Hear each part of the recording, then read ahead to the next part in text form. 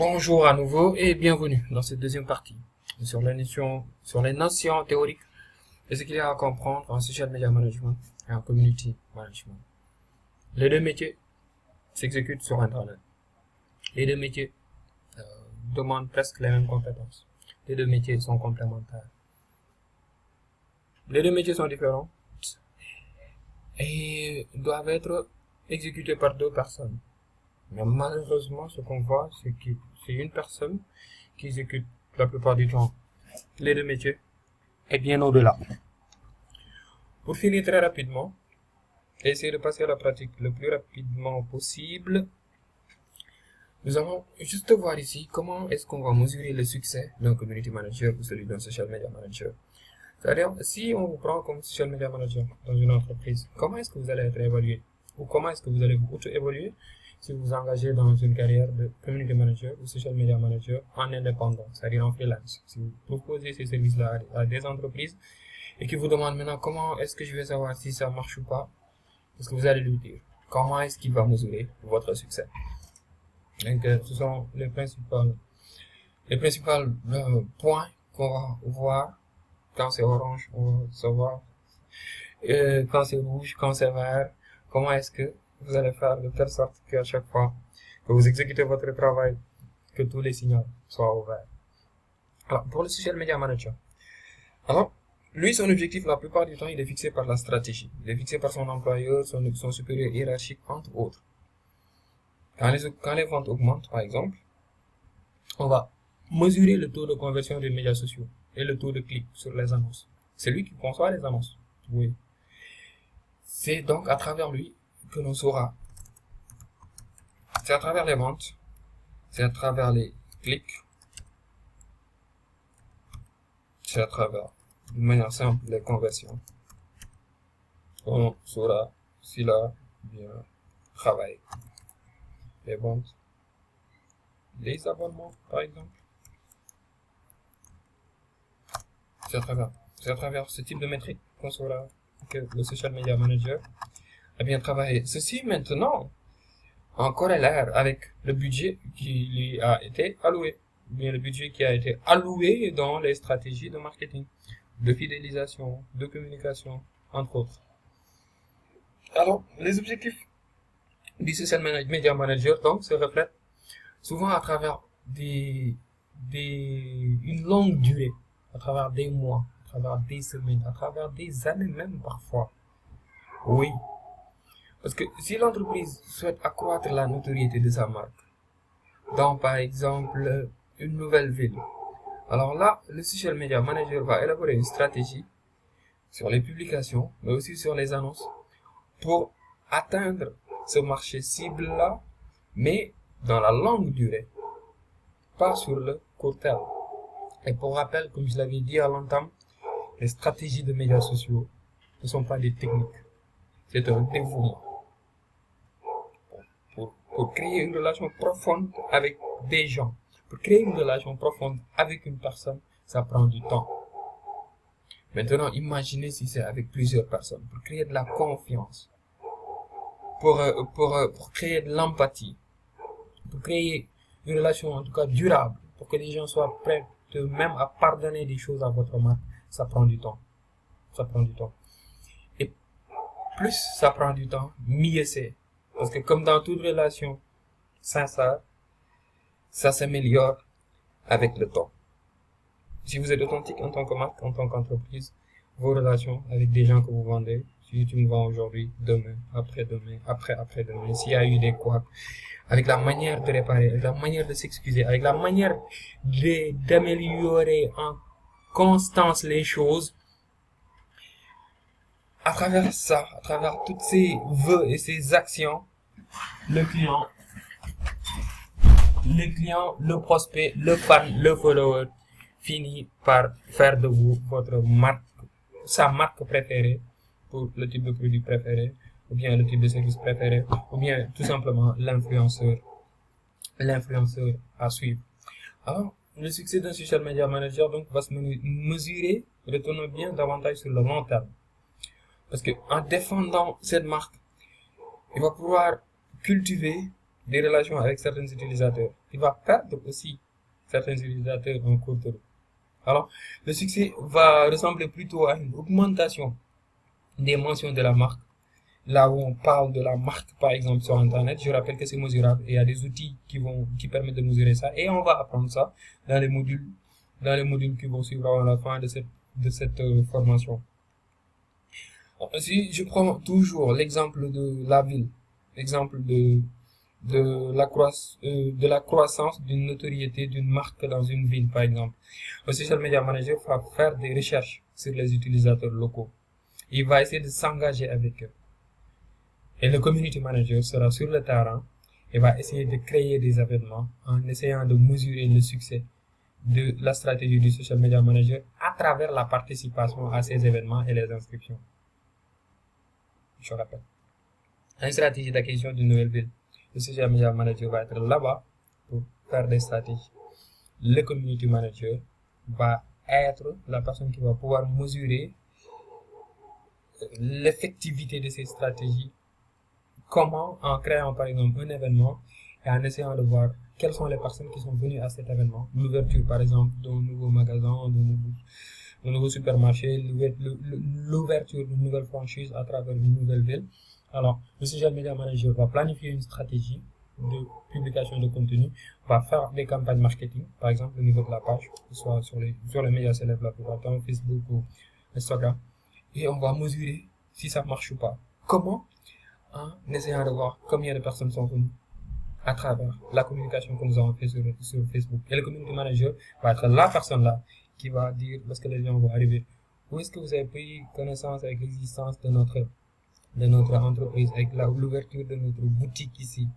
La personne va dire, ouais, j'ai entendu l'annonce à la radio, ce sera peut-être sur une fiche à remplir vite fait, une feuille physique à remplir vite fait. J'ai vu ça au niveau de votre page, j'ai vu ça au niveau de la radio, j'ai vu une bannière au niveau d'un site internet, entre autres. Et comme ça, on va pouvoir savoir, avec tel budget dépensé, avec telle stratégie adoptée, on a eu tel tant de personnes qui sont venues participer à cet événement.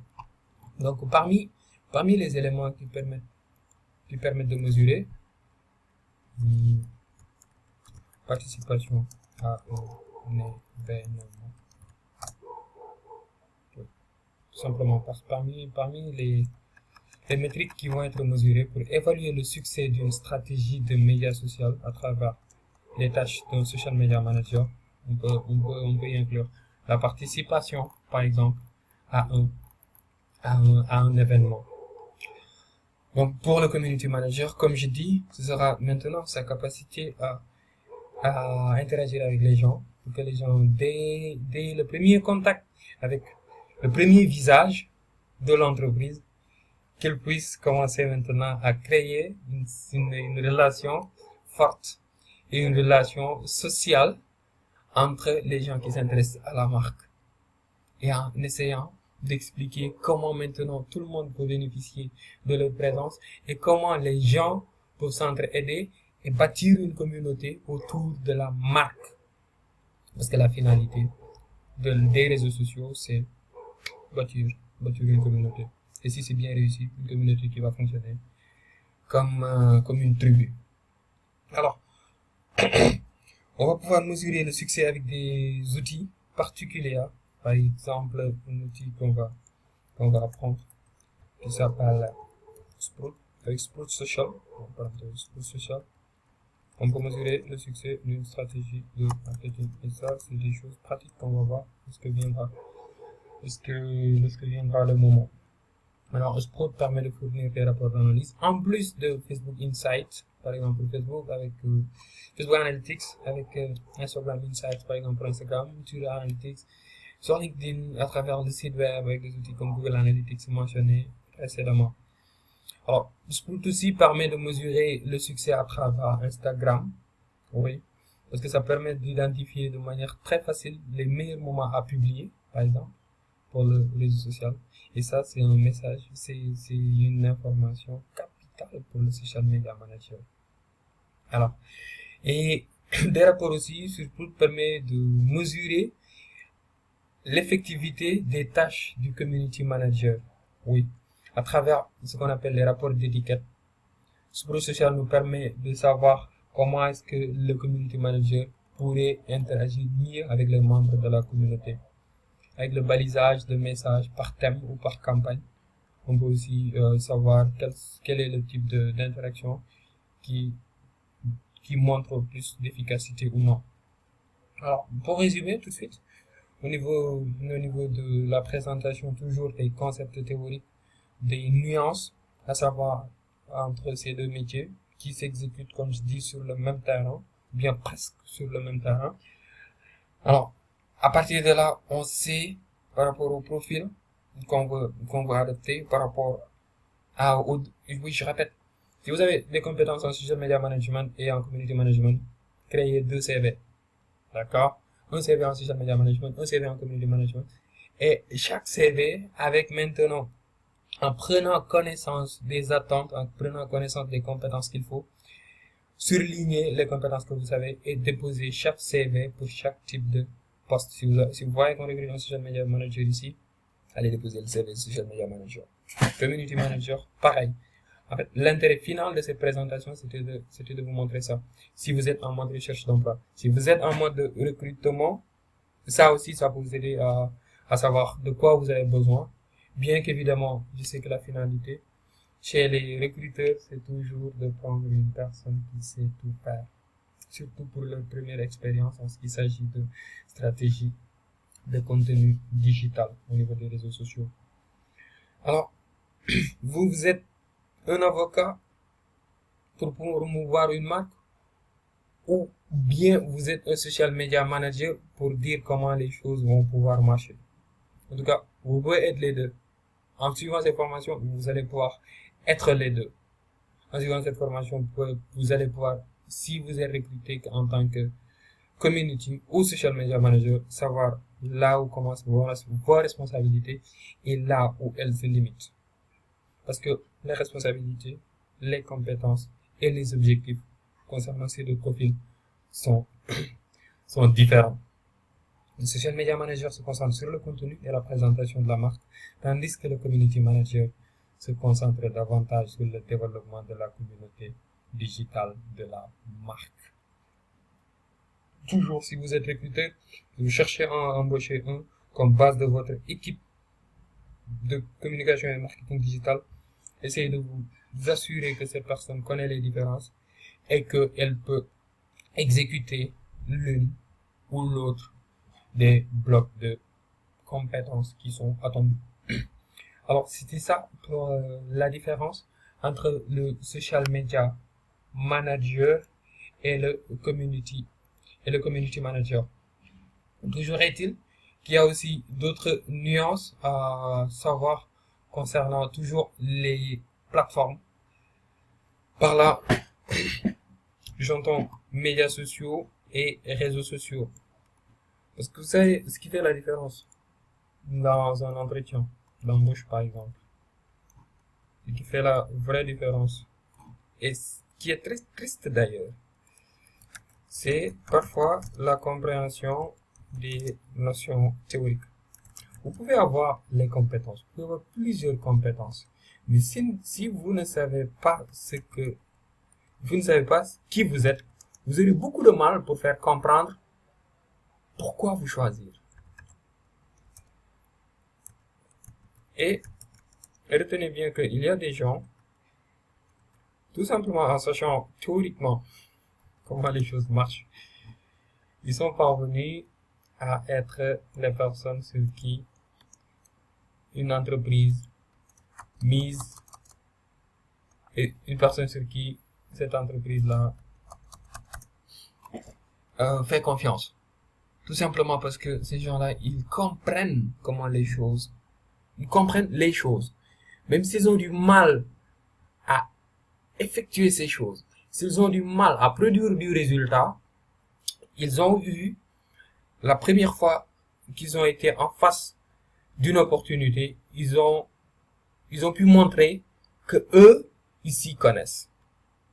Et quand il s'agit d'un dialogue, quand il s'agit d'un échange verbal et que vous n'êtes pas mis à l'épreuve, même d'un échange téléphonique, Le seul élément que le recruteur a pour vous apprécier, c'est ce que vous dites. C'est parfois les questions pièges, c'est parfois les nuances, c'est parfois, ça tient à peu de choses. Donc, moi qui suis en train de vous expliquer ça, je sais que je pense que c'est des choses qui sont surévaluées. Je pense que ce qui compte le plus, c'est le savoir-faire. Ce qui compte le plus, c'est faire le job qu'on attend de vous. Ce qui compte le plus, c'est de savoir se débrouiller, mériter une confiance et rendre plus que ce qu'on attend de vous. Mais malheureusement, pour arriver à cette étape-là, des fois, il faut savoir aussi se vendre. Et par se vendre, comprendre, parler le même langage de celui qui recrute. Parce que retenez que la plupart du temps, les personnes qui sont chargées de recruter sont les personnes qui comprennent le moins dans le métier. Avant que viennent bien évidemment les entretiens techniques. Mais si vous n'avez pas passé de cette étape, bon, ça peut être triste. Vous pouvez être bloqué tout le temps. Donc, je trouve que l'intérêt de toute cette théorie que je fais par obligation, mais que je pense compter moins que la pratique qui va s'en suivre, parce que c'est ça qui fait la différence. Et pour une petite information, vous qui n'avez pas d'expérience dans le domaine, et qui voyez que à chaque fois qu'on recrute, bien, dans chaque fiche de poste, bien, partout où on demande ce type de profil, on vous demande une expérience professionnelle, vous pouvez ne pas avoir l'expérience professionnelle et sauter l'étape expérience professionnelle. Je m'explique. Dès à présent, si vous savez comment fonctionnent les choses, vous êtes en mesure de créer une stratégie de communication et de marketing digital autour d'une passion que vous avez. Vous pouvez créer une page, vous pouvez créer un site internet, ça coûte 1000 fois rien par rapport à 5 ans en avant, 10 ans avant, 20 ans en avant. Vous pouvez écrire là-bas, vous pouvez vous parfaire, vous pouvez tester différentes choses, vous pouvez tenir une ligne éditoriale dans les différents réseaux sociaux et communiquer autour de quelque chose qui vous intéresse, autour de quelque chose qui vous passionne, autour d'un domaine, pour même l'association de votre quartier.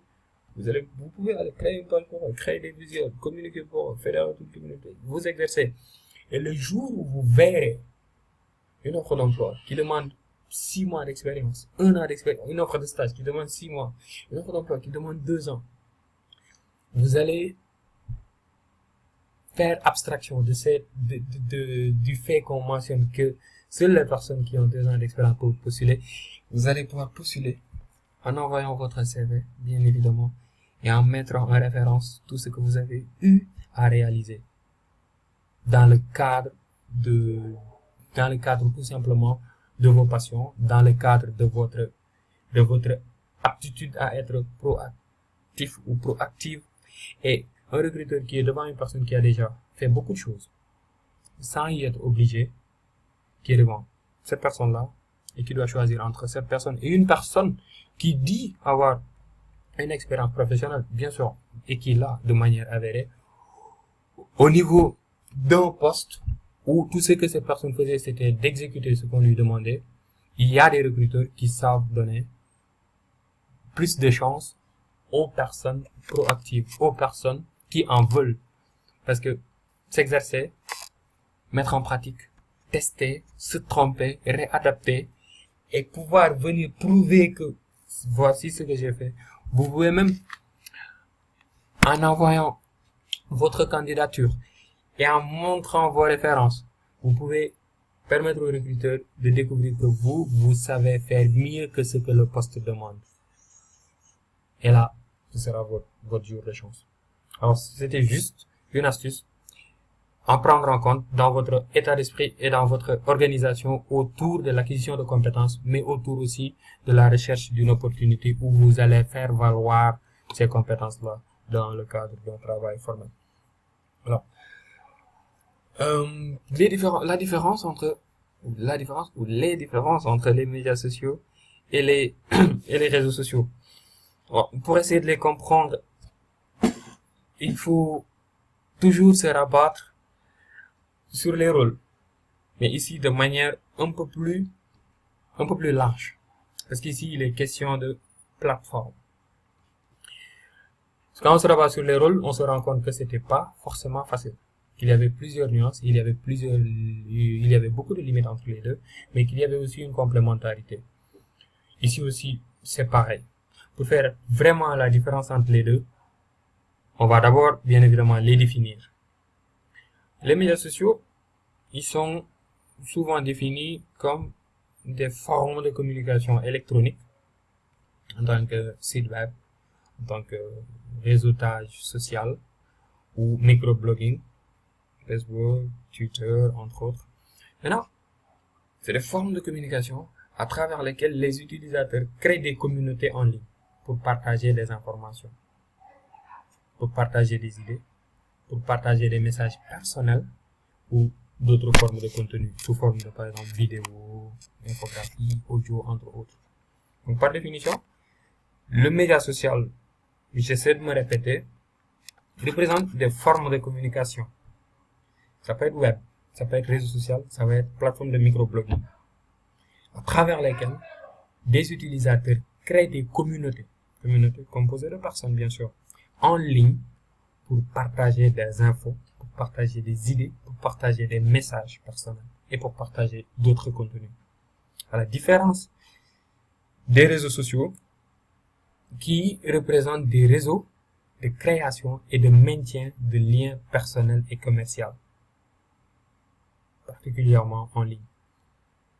De manière pratique, quand je suis une marque, je vais sur Facebook. Facebook est un réseau social. La page que je crée sur Facebook est mon média social. Je pense que c'est suffisant pour ce cours. Mais si on s'arrête là, peut-être certaines personnes n'auront pas très compris. On peut aller de manière plus profonde. Ceci étant dit, il y a des différences, bien évidemment, des différences fondamentales entre les médias sociaux et les réseaux sociaux. Et la première des différences se trouve sur le style de communication.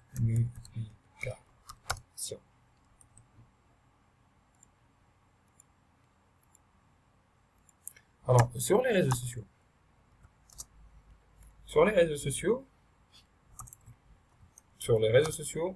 l'entreprise publie. D'accord? Sur les réseaux sociaux, dans les réseaux sociaux, l'entreprise publie. L'entreprise fait son discours. Elle publie des images, elle publie des vidéos, elle publie du contenu, elle publie des livres, elle publie des infographies, bon, bref, tout type de contenu. Et l'entreprise essaie de générer un engagement avec des fans ou des abonnés, en espérant que ces fans et ces abonnés interagissent. Donc la finalité, publier pour créer engagement et interaction. Voilà. Donc il faut forcément un mélange de conversation, d'écoute. D'accord? Si l'entreprise se joint à des groupes ou des réseaux dans les médias sociaux, les groupes entendez par là, les réseaux entendez par là, des groupes qui se trouvent dans les médias sociaux, où ils discutent autour de sa marque, où l'entreprise discute autour de sa marque, l'entreprise va pas obtenir forcément le respect qu'elle mérite. Parce que elle ne pourra pas être présente dans la plupart du cas sous forme d'entreprise. C'est-à-dire, si vous rejoignez des groupes, en tant que personne, vous publiez autour d'une marque, avec votre nom, vous êtes le community manager. D'accord? Si vous faites que ça, vous utilisez les réseaux sociaux. Vous n'avez pas un média social. Vous interagissez tout le temps, toujours. Alors que ceci est juste une extension. Donc, les réseaux sociaux, en tant que marque, vous n'avez pas besoin d'utiliser les réseaux sociaux parce que vous utilisez les réseaux sociaux pour faire partir d'un réseau, être un nœud de ce réseau-là. Et ça, c'est pour des personnes physiques. Une personne qui vient, qui crée un profil, qui se connecte avec des gens en tant qu'ami, qui participe à des groupes. Ces personnes-là utilisent les réseaux sociaux. Si vous êtes une entreprise, vous allez devoir aller créer un média social. Bien évidemment, les entreprises utilisent les réseaux sociaux. Là, on avait appris que le community manager, des fois, la plupart du temps, il se comporte comme une personne qui fait partie des réseaux sociaux. Mais ce n'est pas la représentation qu'on attend le plus d'une marque qui essaie d'explorer Internet. Alors, toujours, on pourra en revenir au réseautage social. En tant qu'entreprise qui utilise le réseautage social, l'entreprise doit prendre en compte l'écoute et l'engagement. Et dans ce cas de figure, l'entreprise utilise les réseaux sociaux en tant que personne, en tant que compte personnel, être présent pour une entreprise, avoir un style de communication d'une personne et du réseautage social. Donc voilà ce qui se décline comme différence publiée pour atteindre une cible.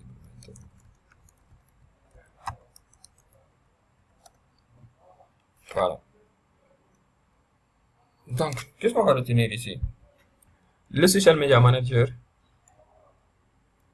gère le média social. Le community manager gère les réseaux sociaux, interagit en tant que membre d'un réseau social, tout simplement. Ça, c'est sur le style de communication. Il y a aussi des différences en termes d'objectifs. Voilà, en termes d'objectifs. À travers l'objectif qu'on essaie d'atteindre, on va se positionner en tant que utilisateur des réseaux sociaux ou des médias sociaux. Avec les réseaux sociaux, l'objectif, c'est de construire un réseau, d'accord, et de favoriser les relations. Bon, que ces relations mènent bien évidemment ou non à de nouvelles affaires, ça c'est pas sûr, mais c'est le but ultime, que ces relations-là aboutissent à des ventes, à des abonnements, à une inscription, à une vente, entre autres. Ça, c'est l'objectif en tête lorsqu'on utilise les réseaux sociaux. Mais quand on crée un média social dans un réseau social, on veut générer de l'autorité. On veut générer parfois du buzz. On veut générer de l'interaction. On veut générer des résultats nets. Ce qui signifie l'acquisition de données, par exemple, pour générer des prospects qui vont se transformer en vente, par exemple, dans le cadre de commerce électronique.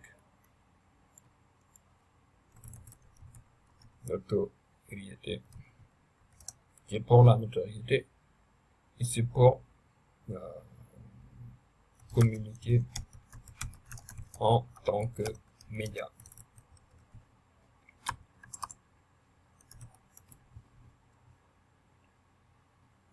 Pour avoir de la notoriété, pour communiquer en tant que média, on crée un média social.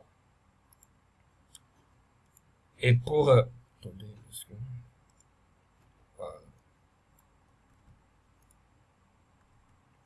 Et pour ce qui s'agit des réseaux sociaux, voilà. En tant que média. C'est quand on utilise les réseaux sociaux en tant que média. Et pour les RS, et pour utiliser les réseaux sociaux en tant qu'entreprise ou organisation et opérer comme membre de ce réseau social, on va juste construire une communauté. Alors, donc, l'un n'exclut pas l'autre. Et d'ailleurs même, la plupart du temps, c'est celle-là qui vient avant. C'est-à-dire, on crée une communauté, et ensuite, on essaie de vendre à cette communauté-là. Quand on construit une communauté, on utilise les réseaux sociaux.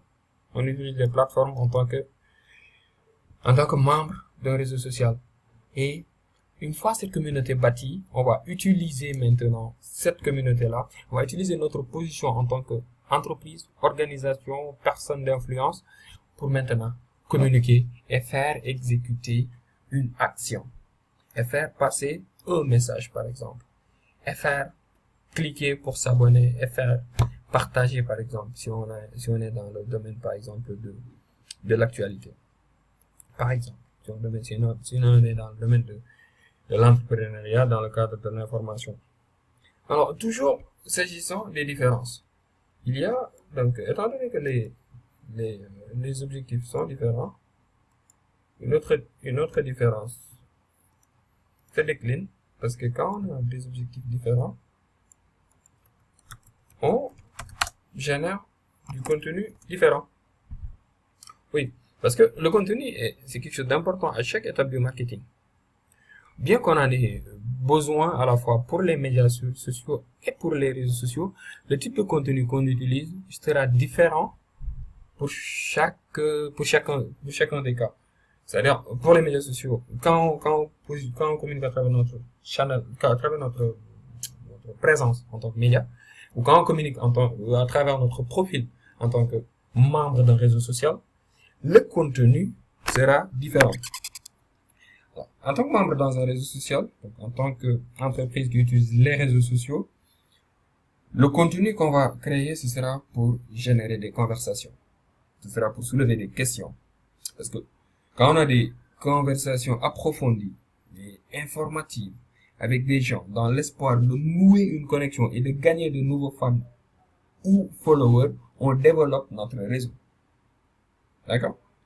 Et pour du côté des médias sociaux, on va essayer de stimuler maintenant l'engagement, et ça, on ne peut pas le faire tout simplement avec des publications textuelles.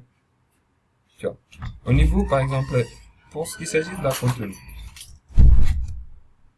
pour ce qui s'agit des contenus, par exemple, au niveau des RS, voilà, au niveau des réseaux sociaux,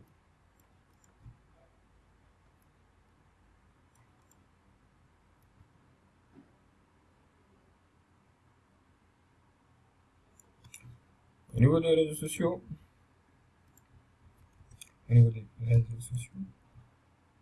on va dialoguer, on va chatter. Et au niveau des médias sociaux, on va intéresser. Échange.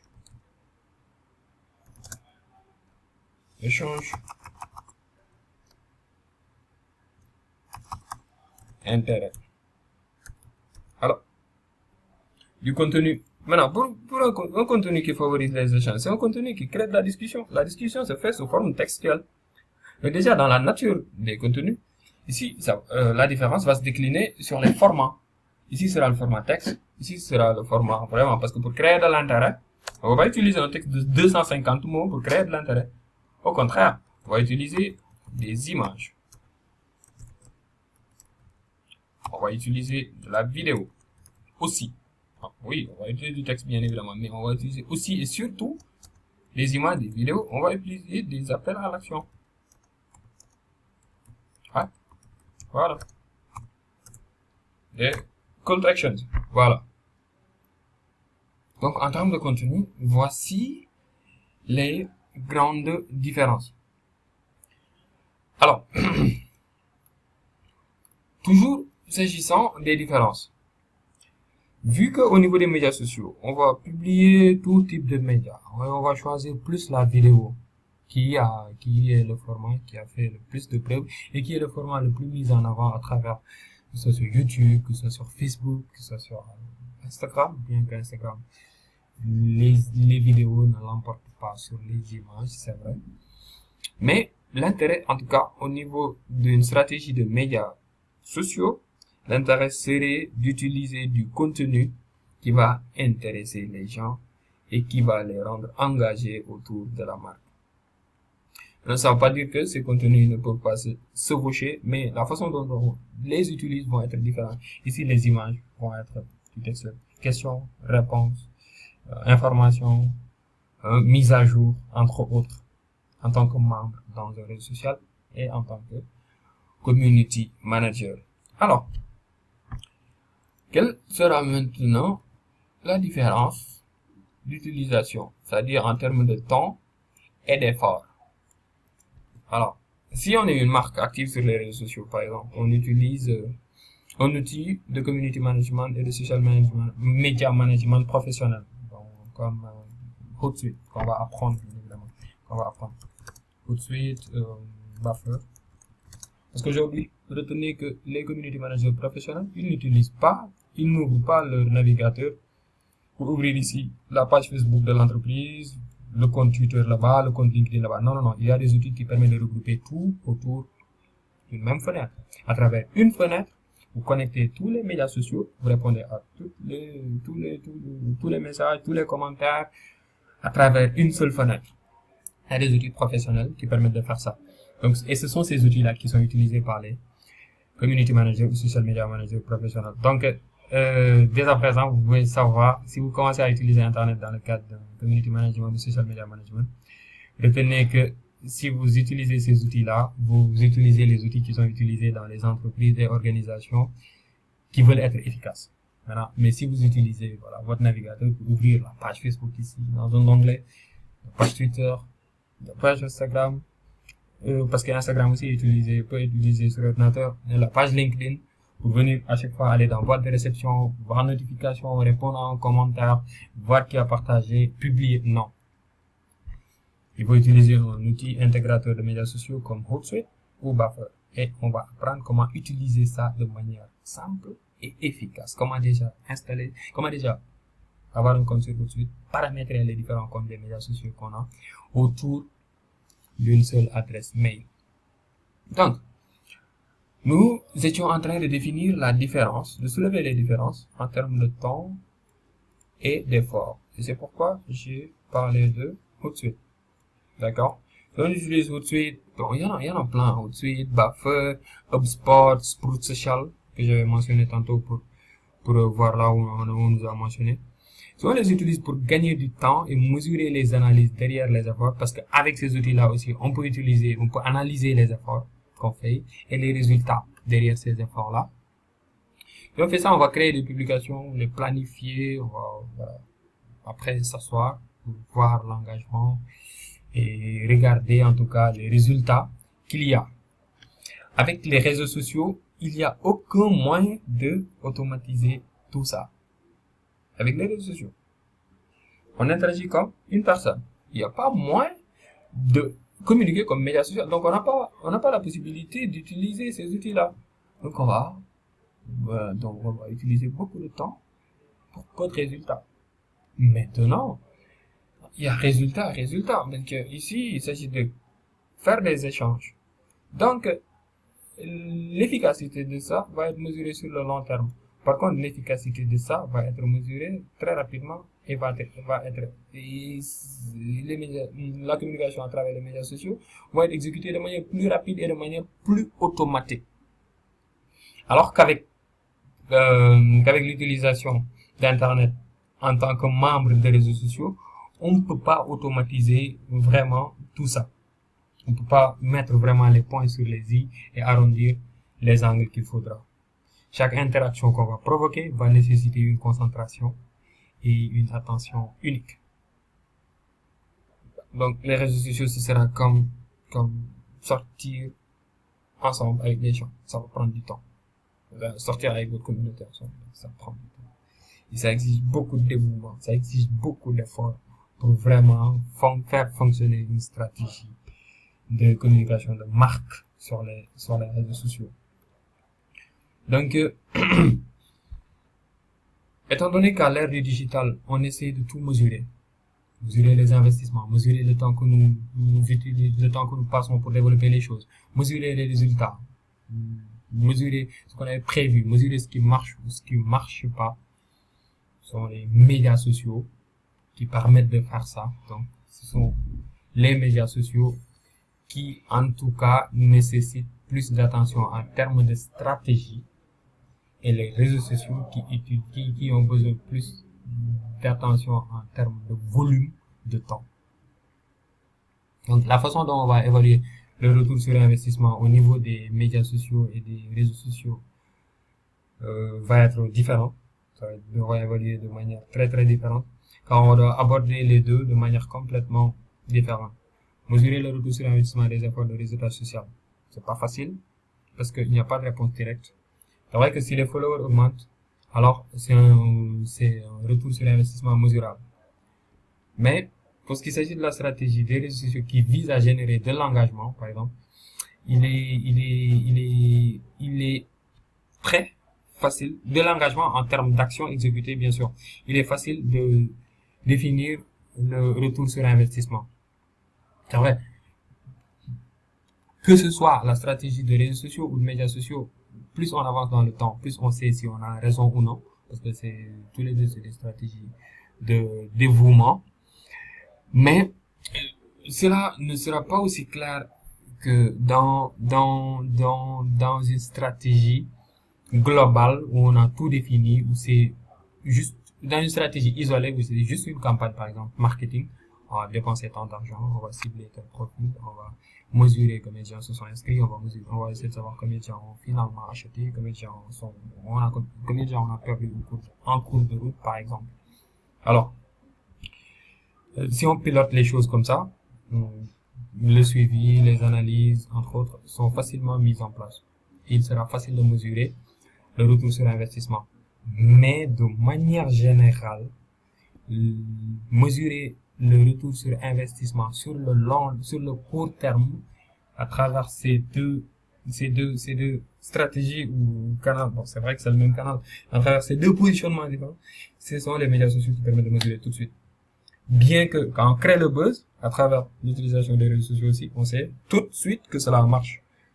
Et ce qui fait la spécificité des buzz, c'est aussi le fait que c'est accidentel. Donc très rare de faire une stratégie qui tourne, qui va être mesurée, dont le KPI sera juste le fait de faire du buzz. Parce que le buzz, que cela soit un buzz, il faut que ça crée des résultats vraiment insoupçonnés. Et résultats insoupçonnés, qui dit résultats insoupçonnés dit ce qu'on n'a pas planifié à l'avance. Donc dans l'ensemble, l'utilisation des médias sociaux et celle des réseaux sociaux sont des techniques de marketing vraiment importantes dans le cadre du digital, des techniques de marketing et de communication, parce que on parle beaucoup d'entreprises, on parle beaucoup de marques, on parle beaucoup de ventes, mais aussi c'est pas seulement l'utilisation qu'on fait des médias sociaux. Et d'ailleurs, ça vient la plupart du temps après, lorsqu'on va apprendre les stratégies de contenu, quoi publier, comment publier, comment publier. Et dans quel cadre on va loger les différents types de publications qui s'alignent dans 3 cadres principaux. Là, on va apprendre vraiment qu'il y a communication et il y a marketing. Et étant donné que c'est une chose d'humain à humain, la vente qui est perçue la plupart du temps comme une arnaque, va être ce qui va représenter l'efficacité de tout ce qu'on avait fait avoir en termes de communication. Parce que comme je disais, c'est une question de marque, c'est vrai, ça va d'une marque, d'une entité, d'une entreprise, d'un établissement à une communauté, mais aussi et surtout, ça marche plus quand ça va aussi des fois, ça quitte la communauté pour aller vers une entité à laquelle les gens s'identifient. Alors, médias sociaux, réseaux sociaux, très important, mais chacun des cadres est armé de ses propres défis. Donc, je vais m'arrêter ici pour aller maintenant mettre en place les pages sur Twitter, sur LinkedIn et par extension bien évidemment sur Instagram, étant donné qu'on avait créé déjà la page Facebook, on avait créé une page Facebook pour une entreprise. Et là, ce sera l'occasion de vous montrer comment créer ces pages-là. Après, comment paramétrer ces pages-là en fournissant les informations clés, comme on avait fait sur Facebook. Et après, maintenant, vous dire, allez animer, apprendre à faire du community et du social media management en même temps, mais surtout du social media du social media management. On va apprendre comment gérer une marque en tant que média social, en tant que présence de marque. Et comment analyser tout ça. On va s'en suivre. Alors, c'était Moussa Kéré de African Digital Academy. Je vous rappelle que vous pouvez toujours trouver tous les cours que nous faisons dans le cadre de la communication et du marketing digital et la création et gestion de sites internet sur African Digital Academy, digital1e.org. L'accès au contenu est gratuit. Alors sur ce, je vous dis à très bientôt.